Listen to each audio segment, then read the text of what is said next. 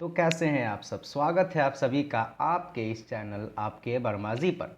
आइए शुरुआत करते हैं आज के इस सेशन का। कुछ महत्वपूर्ण प्रश्नों को देखेंगे आज के इस क्लास में आपके हिंदी से।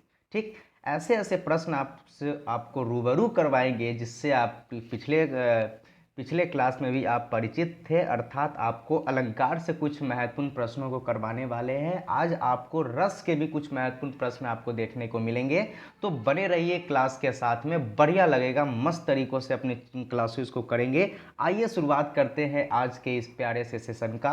आपके साथ पहला प्रश्न आपके स्क्रीन पे ये रहा। अब चलिए, कह रहा है अब अली रही गुलाब में। क्या कह रहा है जी? अब अली रही गुलाब में अपत कटीली डार, अर्थात ये जो आप देख रहे हैं इसमें कौन सा अलंकार है। क्या पूछ दिया जी? अलंकार पूछ दिया है। तो उपमा है, उपप्रत्यक्ष है, अनियोक्ति अलंकार है या अतिशयोक्ति अलंकार है। तो इसके विषय में मैंने आपको पिछले क्लास में मैंने आपको बताया था। जिन्होंने नहीं देखा है डिस्क्रिप्शन में मैं लिंक डाल दूंगा, वहाँ से आप लोग देख लीजिएगा। ठीक, आइए जरा हम देखते हैं कि क्या है इसमें, होता क्या है, किस तरीके के अलंकार होते हैं। तो जरा देखिए ध्यानपूर्वक। सबसे पहले बात कर लेते हैं कि अनुस्योक्ति अलंकार के बारे में, क्योंकि आपकी जो प्रश्न है अब अली रही गुलाब में अपत कटीली डार, इसमें क्या है, अनुयोक्ति है या अनुस्योक्ति है। ठीक, लेकिन अनुयोक्ति की बातें करेंगे जब किसी अप्रस्तुत माध्यम से, अब किससे, अप्रस्तुत माध्यम से किसी सच्चाई का बोध कराया जाता है। देखिए, जहां आपको जिस काव्य में जहां पर सच्चाई का बोध हो रहा हो वहां आपको सिंपल सा आंख बंद करना है और अनुस्योक्ति अलंकार लगा देना है। सिंपल सा बात अगर समझाएं कि अनुयोक्ति लगाना, अनुस्योक्ति नहीं, अनुयोक्ति अलंकार। अनुयोक्ति का अर्थ क्या होता है? जिसे कुछ कहना हो उसे स्पष्ट शब्दों में ना कहकर एक काव्य के रूप में देकर और सच्चाई का पता करवाए। आ रही है बात समझ में? कहकर अन्य को संबोधित करने से इस प्रकार से कहा जाए कि वास्तविक बात समझ में आ जाए। कहते हैं ना, कभी कभी कहते हैं ना जी कि कोई भी आपको कोई भी बात बोलते रहता है तो आप एक लाइन में कहते हैं ना, भाई सीधा सीधा बोलो ना, कहना क्या चाहते हो, ये कहते हैं कि नहीं? वही चीज़ें यहाँ है। अब अली रही गुलाब में अपत कटीली डार। यहाँ गुलाब और गुलाब के बारे में क्या किया जा रहा है, बताया जा रहा है, इसकी सच्चाई के बारे में बताया जा रहा है कि इसकी डार जो होती है वो कटीली होती है। वही चीज़ें हैं। तो क्या हो जाएगा आपका? तो यहाँ से आपका निकल कर आ जाएगा क्या, कौन हो जाएगा जी? तो अनुयोक्ति अलंकार हो जाएगा। ऑप्शन नंबर सी हमारा हो जाएगा करेक्ट। क्लियर हो गई? नेक्स्ट प्रश्न आपके स्क्रीन पे ये रहा। गिरिधर शब्द में कौन सा समास है? अब समास पूछ रहा है। क्या पूछ रहा है जी? समास पूछ रहा है। तो समास मैं अच्छे तरीकों से आप लोगों को बताया हुआ हूँ। एक बार और मैं आप लोगों को व्याकरण के कुछ ऐसे ऐसे प्रश्न के साथ साथ आपको समास के बारे में बता देंगे। अलंकार के बारे में तो बता ही रहे हैं, रस के बारे में बता रहे हैं। ठीक, तो सारी चीज़ों पे डिस्कस करेंगे, टेंशन मत लीजिए। पहला कह रहा है कि गिरिधर शब्द में कौन सा समास है। देखिए, जहां भी आपको सिंपल सा एक वाक्य का निर्माण एक छोटे से शब्द के रूप में हो जाता है उसे हम क्या बोलते हैं, बहुव्रीहि समास बोलते हैं। जैसे देखिए ना, गिरिधर है, गिरिधर का अर्थ क्या होता है? तो गिरिधर का अर्थ होता है आपका गिरी को धारण करने वाला। किसको जी? गिरी को धारण करने वाला, करने वाला। अभी गिरी को धारण करने वाला अर्थात क्या? अर्थात जहां बुलू बुलू होता है, अर्थात उसको क्या बोलते हैं? तो उनको हम कृष्ण बोलते हैं। यही चीजें हैं, क्या बोलते हैं? कृष्ण बोलते हैं। अर्थात वह क्या हो जाएगा, बहुव्रीहि समास हो जाएगा। ठीक, क्लियर हो गई बातें? नेक्स्ट प्रश्न की तरफ चलेंगे। नेक्स्ट प्रश्न है आपका, घर की मुर्गी दाल बराबर। देख, अब बार बार लोकोक्तियाँ सुनते होइएगा, कहावत सुनती होइएगा, घर की मुर्गी दाल बराबर। अर्थात घर की जो मुर्गी है ना वो दाल बराबर है। अर्थात जो आपके घर के जो आदमी है उसकी कोई वैल्यू नहीं है। तो होता है ना ऐसा, अर्थात अपने व्यक्ति को कम महत्व देना, यही कहलाता है आपका घर की मुर्गी दाल बराबर। क्लियर हो गई बातें? नेक्स्ट प्रश्न की तरफ चलेंगे। नेक्स्ट प्रश्न है हमारा, शोक किस रस का स्थायी भाव। अब देखिए क्या आ गया जी? तो रस आ गया। किसके बारे में आ गया? रस आ गया। शोक किसके बारे में पूछ रहा है? शोक किस रस का अस्थाई भाव है। अब आ जाइए, रस के बारे में भी थोड़ा सा हम समझ लेते हैं, टेंशन मत लीजिए। शोक जो है वो ना करुण रस का स्थायी भाव है। आइए समझते हैं कि करुण रस कैसे है और ये रस होता क्या है। ठीक, रस की क्या है, उत्पत्ति मन की विभिन्न प्रवृत्तियों से होती है। किससे होती है जी?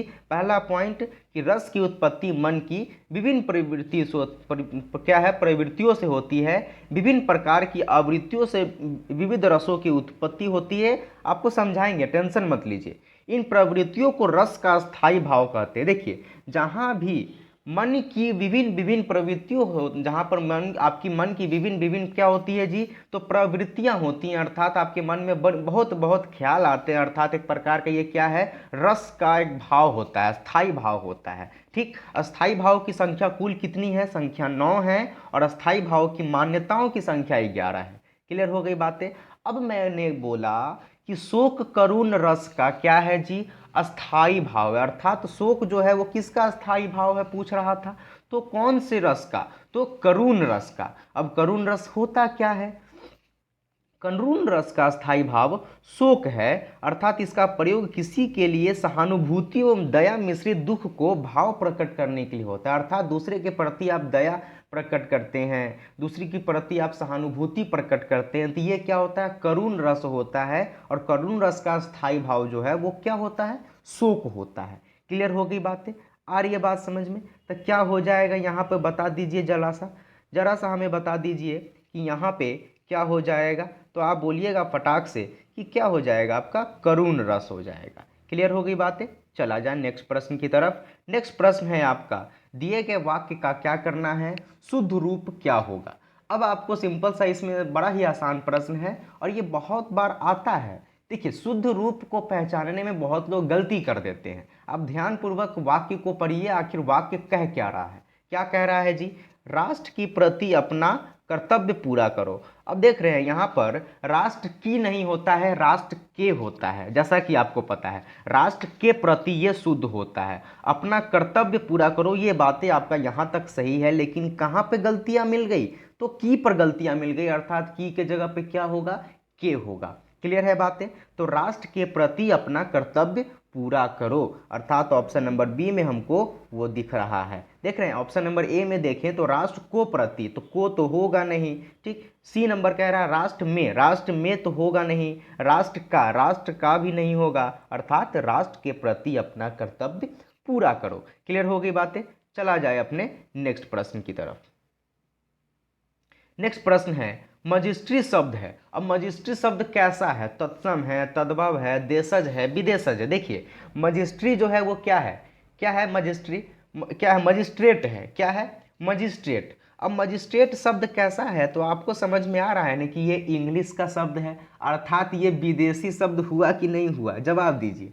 ये क्या है, मजिस्ट्रेट क्या है, ये इंग्लिश के शब्द हैं, बिल्कुल है ना। बहुत सारे ऐसे शब्द हैं जो हम लोग हिंदी में इस्तेमाल करते हैं, लेकिन उसको इंग्लिश के रूप में इस्तेमाल करते हैं।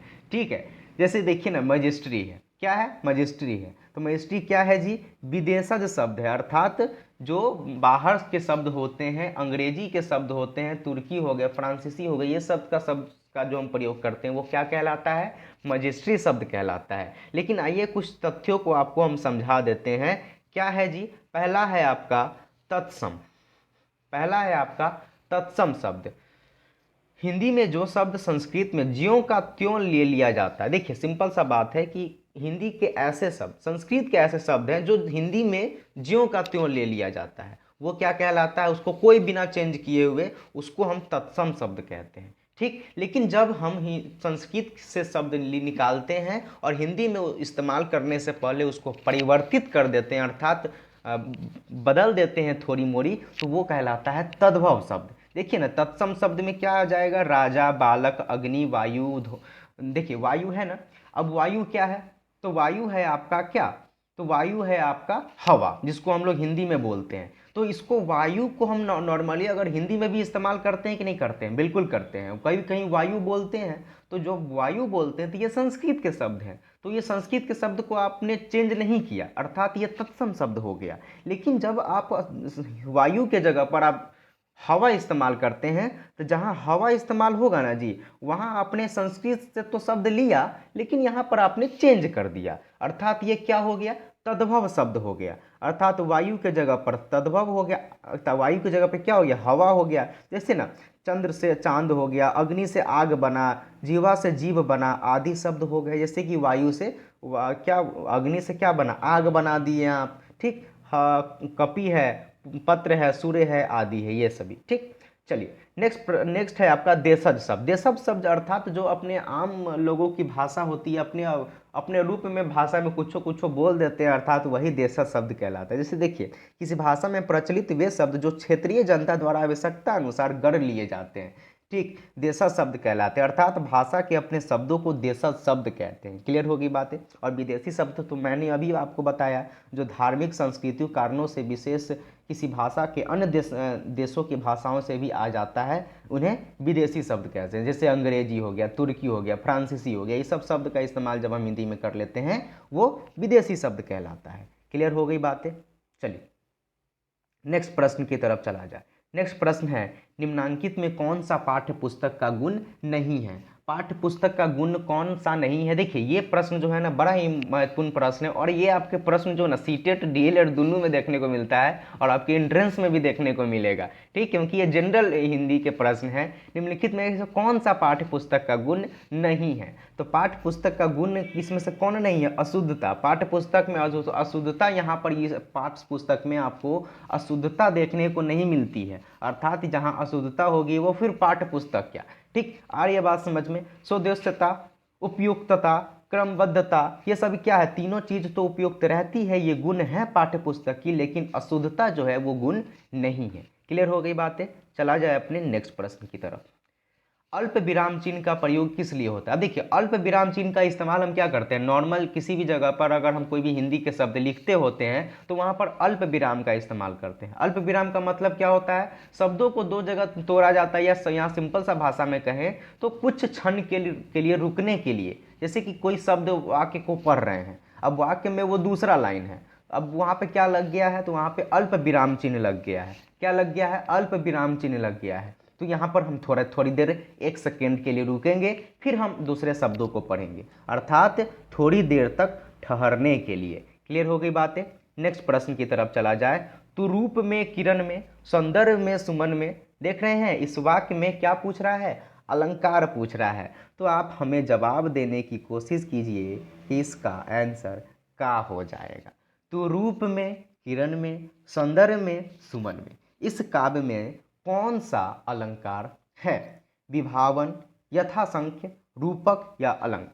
आइए जरा आपको थोड़ा सा रूबरू करवाएं। जरा देखिए, तो रूप में, किरण में, सौंदर्य है, सुमन में, उल्लेख अलंकार है। बातों को समझिएगा ध्यान पूर्वक। ऐसे करते करते हमने रूपक जाना, यमक जाना, रूपक जाना, यमक जाना, अस्योक्ति जाना, अनयोक्ति जाना, यहाँ से हमने बहुत सारे ऐसे अलंकार हैं जो हमने सीखा प्रश्न से अकॉर्डिंग। लेकिन अब आया है उल्लेख अलंकार, जो पहली बार आया है, ठीक। एक ही वस्तु का अनेक रूपों में वर्णन किया जाता है, वहाँ उल्लेख अलंकार होता है। देख रहे हैं, तो रूप में, किरण में, सौंदर्य है, सुमन में, अर्थात आपके बारे में बताया जा रहा है, आपको किरण में बताया जा रहा है, सौंदर्य के बारे में बताया जा रहा है, सुमन से क्या किया जा रहा है, आपको सुमन के बारे में भी, अर्थात उस सुमन से भी आपको क्या कर दिया रहा है, प्रस्तुत किया जा रहा है। अर्थात देखिए ना, यहाँ पर रूप, किरण एवं सुवन में एक ही वस्तु के रूप का निर्माण किया जा रहा है, वर्णन किया जा रहा है। उपयुक्त पंक्ति में क्या है, उल्लेख अलंकार होगा।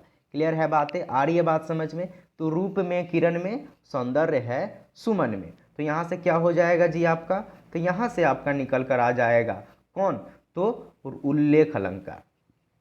क्लियर हो गई। नेक्स्ट प्रश्न, लाल चेहरा है नहीं फिर लाल किसके। अलंकार बताओ। क्या पूछ रहा है जी, लाल चेहरा है नहीं फिर लाल किसके। यहाँ आपको एक चीज देखने को मिल रहा है, लाल जो शब्द है वो बार बार रिपीट हो रहा है, बार बार रिपीट हो रहा है। तो ऐसे शब्द क्या कहलाएंगे, जल्दी से मुझे जवाब दे दीजिए, जल्दी से। तो क्या हो जाएगा, यहाँ से आपका प्रश्न आंसर निकल कर आएगा, लाल चेहरा है फिर लाल किसके। अब यहाँ पर क्या है, बार बार आपका लाल का इस्तेमाल किया जा रहा है। तो लाल चेहरा है नहीं फिर लाल किसके, जिस प्रकार अनुप्रयास अलंकार में किसी एक वर्ण की आवृत्ति होती है। ध्यान से सुनिएगा, ये मैंने आपको पहले बता रखा है। जिस प्रकार अनुप्रयास अलंकार में क्या होता है, वर्ण की आवृत्ति बार बार होती है, अर्थात वर्ण बार बार निकल कर आता है। लेकिन यमक अलंकार में क्या होता है, काव्य में सौंदर्य को बढ़ाने के लिए शब्द का बार बार क्या होता है, आवृत्ति होती है। तो यहाँ पे पूरी शब्द का बार बार आवृत्ति हो रही है। लाल दो जगह है, लाल यहाँ भी है और लाल यहाँ भी है, ठीक। तो ऐसे को हम यमक अलंकार कहते हैं। क्लियर हो रही है, बातों को समझ में आ रही है, बात समझ में आ रही है तो जल्दी से जवाब दे दीजिए, क्या हो जाएगा आपका ऑप्शन नंबर ए, यमक अलंकार हो जाएंगे। क्लियर है बातें, आगे बढ़ा जाए। नेक्स्ट प्रश्न, रामधारी सिंह दिनकर को भारतीय ज्ञानपीठ पुरस्कार प्राप्त हुआ था, कहाँ हुआ था भाई, रश्मिरथी के लिए, परशुराम की प्रतीक्षा के लिए, कुरुक्षेत्र के लिए या उर्वशी के लिए। तो मैं आपको बता दूं, रामधारी सिंह दिनकर के द्वारा एक रचित है जिसका नाम है उर्वशी। उर्वशी उन्होंने 1972 में रचना किया था। रामधारी सिंह दिनकर ने कब 1972 में उन्होंने रचना किया था और इसी के लिए उनको ज्ञानपीठ पुरस्कार मिला गया था, अर्थात उर्वशी के लिए ऑप्शन नंबर डी हो जाएगा करेक्ट। क्लियर हो गई बातें। नेक्स्ट प्रश्न की तरफ चलेंगे। नेक्स्ट प्रश्न है, देवासुर में कौन सा समास है। कह रहा है देवासुर में कौन सा समास है। अब इसको कैसे समझे कि देवासुर में कौन सा समास है, तो ध्यान पूर्वक बातों को समझिए। इसमें जो है ना वो द्वंद्व समास है। कौन सा समास है, द्वंद्व समास है, अर्थात जिस शब्द में अगर कोई शब्द का आपसे समास पूछ रहा है तो उस शब्द को ध्यानपूर्वक देखिए, ध्यानपूर्वक देखिए और ये पता कीजिए क्या उसमें और लगा है बीच में। तो देख रहे हैं यहाँ पर लगा है देवासुर, और देवासुर को जब हम थोड़ा सा तोड़ेंगे तो यहाँ पर बनेगा देव और असुर, देव और असुर बनता है। देव और असुर कह रहे हैं ना, बीच में और आ रहा है, तो जहां और आएगा वो द्वंद्व समास हो जाएगा। क्लियर हो गई बातें, ऑप्शन नंबर डी हो गया हमारा करेक्ट आंसर। जैसे इसमें और आपको एक और एग्जांपल दे, इसमें एक और एग्जांपल देते हैं। जैसे हम लिखते हैं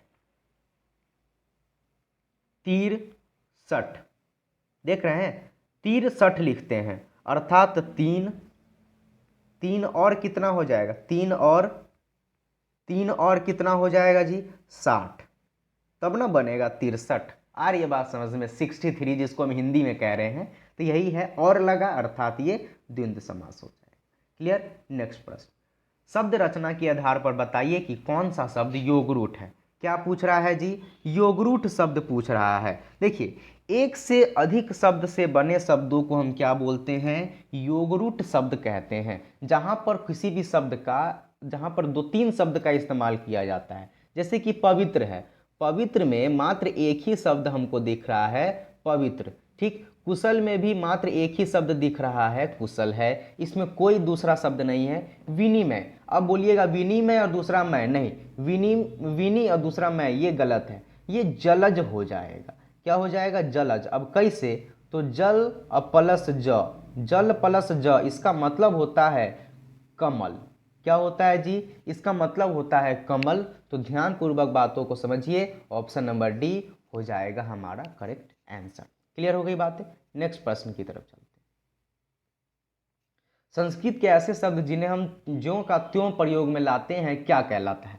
अभी हमने पढ़ा कि ऐसे शब्द जिसको हम ज्यों का त्यों ले लेते हैं, हिंदी में कोई परिवर्तन नहीं करते, तो वो क्या कहलाता, तत्सम कहलाता है। जहां परिवर्तन करते हैं तद्भव होता है, ठीक। तो क्या हो जाएगा आपका ऑप्शन नंबर सी, तत्सम। क्लियर हो गई बातें। नेक्स्ट प्रश्न,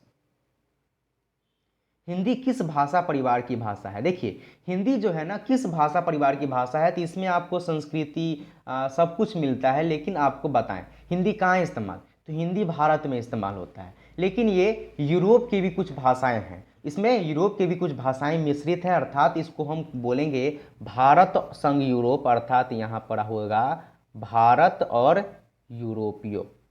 यूरोपीय, तो इसको इससे क्या बनेगा, भारत यूरोपीय से ये बनेगा भूरोपीय। क्लियर हो गई बातें, क्या बना, भूरोपीय बना, अर्थात ऑप्शन नंबर सी हो जाएगा हमारा करेक्ट। चलिए नेक्स्ट प्रश्न की तरफ चलते हैं। भाषा का जन्म हुआ है, भाषा का जन्म किससे हुआ है जी, लौकिक संस्कृति से, पाली संस्कृति प्राकृति से या वैदिक संस्कृति से, तीनों को मिलाइएगा अप्रभंश बनेगा। क्या बनेगा, अप्रभंश बनेगा। इसको बात को दिमाग में डालिए, चला जाए अपने नेक्स्ट प्रश्न की तरफ। शुद्ध वर्तनी का चयन करना है। क्या करना है जी? शुद्ध वर्तनी का चयन करना है। अब पूछ रहा है कि परिणति है, परिणति अर्थात सिंपल सा क्या है, वर्तनी का इस्तेमाल करना, बताना है कि कौन सा शब्द जो है वो करेक्ट है। ठीक, तो जरा देखिए हम परिणति को किस तरह लिखते हैं, तो परिणति, देखिए इस तरह हम लिखते हैं परिणति। कहाँ है जी परिणति? तो परिणति आपको यहाँ पर कहाँ देखने को मिल रहा है? परिणति, परिणति ऑप्शन नंबर ए हमारा हो जाएगा करेक्ट। क्लियर हो गई बातें, समझ में आई? ठीक, आगे बढ़ा जाए। अभिषेक का सही संधि विच्छेद क्या होगा? किसका जी? अभिषेक का। तो संधि विच्छेद कर दीजिए ना, किसका पूछ रहा है जी? तो अभिषेक का पूछ रहा है, अभिषेक का पूछ रहा है। इसको जब हम संधि करेंगे तो संधि करने पर हमको ये निकल कर आता है अभी। ध्यानपूर्वक बताएंगे कैसे हम किए हैं, और क्या हो जाएगा? ये सेक हो जाएगा। अभी कैसे किए तो ध्यानपूर्वक देखिए, क्लियर है? बातों को ध्यानपूर्वक समझिएगा। स का परिवर्तन स में हो जाता है। देखिए जहां पर भी स से पहले आ जाता है अ, अर्थात वहां पर ये वाला स का परिवर्तन, ये स का परिवर्तन किस में हो जाता है? तो स में हो जाता है। ऐसे को हम क्या बोलते हैं? क्या बोलते हैं? ऐसे को हम व्यंजन संधि कहते हैं। कौन सा संधि कहते हैं? व्यंजन संधि कहते हैं। तो कौन सा हो जाएगा? आपका ऑप्शन नंबर पहला हो जाए, दूसरा हो जाएगा करेक्ट, अभी प्लस सेक। क्लियर हो गई बातें? नेक्स्ट प्रश्न जो है वो आपका है, कौन सा शब्द भाववाचक संज्ञा नहीं है? अब भाववाचक संज्ञा क्या होता है? जहां पर भाव प्रकट हो। ठीक है, जहां पर भाव प्रकट होता है, जैसे देख रहे हैं ना, कहते हैं ना कि ये मिठास हो गया, चतुराई हो गया, लड़ाई हो गया, ये सब क्या है? भाव है। लड़ाई मत करो, अर्थात ये क्या है? भाव बता रहे हैं। बुढ़ापा, अपना भाव बता रहे हैं। बुढ़ापा, जैसे कि बुढ़ापा, ये क्या है? भाववाचक है, आपकी भाव है, आप अपने बता रहे हैं बुढ़ापा। ठीक, तो मिठाई, चतुराई, लड़ाई, उतराई, देख रहे हैं, उतराई होगा भाववाचक, लड़ाई होगा, चतुराई होगा, लेकिन मिठाई नहीं होगा। लेकिन इसके जगह पर अगर मैं बोलूं कि मिठाई से भाववाचक अगर बनाने की कोशिश करें तो क्या बनेगा? तो ऐसे जब हम बनाएंगे ये बनेगा मिठास। क्या बनेगा? मिठास रहेगा, तो ये कौन हो जाएगा जी? तो भाववाचक संज्ञा हो जाएगा। क्लियर हो गई बातें? आगे बढ़ा जाए। नेक्स्ट प्रश्न 20 नंबर, अभिकारी शब्द क्या होता है? देखिए अभिकारी को थोड़ा सा समझ लीजिए कि जिन शब्दों में लिंग, जिन शब्दों में लिंग, वचन और कारक, लिंग, वचन और कारक के कारण विकार पैदा नहीं होता, अर्थात विकार नहीं होती, अर्थात कहीं भी रुकावटें नहीं होती है, उसे अभिकारी शब्द कहते हैं। अभिकारी शब्द कौन सा है? तो यहाँ पर बता दीजिए, अभिकारी शब्द होता है कौन? पैदा न हो उसे अभिकारी शब्द कहते हैं। क्लियर हो गई बातें? तो यहाँ पर कौन सा अभिकारी शब्द है? अभिकारी शब्द होता है संज्ञा, सर्वनाम, विशेषण या अवयव। तो यहाँ पर क्या है जी? तो संज्ञा है या सर्वनाम है या विशेषण है? तो जल्दी से जवाब देने की कोशिश कीजिएगा, क्या हो जाएगा उसका आंसर? क्लियर? तो क्या हो जाएगा जी? सर्वनाम हो जाएगा। ठीक है, क्या हो जाएगा? सर्वनाम हो जाएगा। ऑप्शन नंबर बी हमारा हो जाएगा करेक्ट। चला जाए अपने नेक्स्ट प्रश्न की तरफ, और नेक्स्ट प्रश्न यहाँ पर नहीं, और यहाँ पर हमारी होती है क्लास समाप्त। तो कैसा लगा आज का प्रश्न? जल्दी से जवाब दे दीजिए। क्या बढ़िया प्रश्न थे? क्या अच्छे अच्छे प्रश्न आपको देखने को मिले? इसी के साथ हम मिलेंगे अपने नेक्स्ट क्लास में, और भी महत्वपूर्ण प्रश्नों को देखेंगे। बड़ा शानदार तरीकों से अपनी क्लासेस को करने वाले हैं। ठीक, चलिए मिलते हैं अब अपने नेक्स्ट क्लास में। जो भी आप लोगों की समस्याएं होंगी, जो भी आप लोगों को जिस प्रश्न में दिक्कत होगा, आप कमेंट कीजिएगा, जरूर रिप्लाई करेंगे आपका। ठीक है, चलिए मिलते हैं नेक्स्ट क्लास में। Bye bye, thank you so much.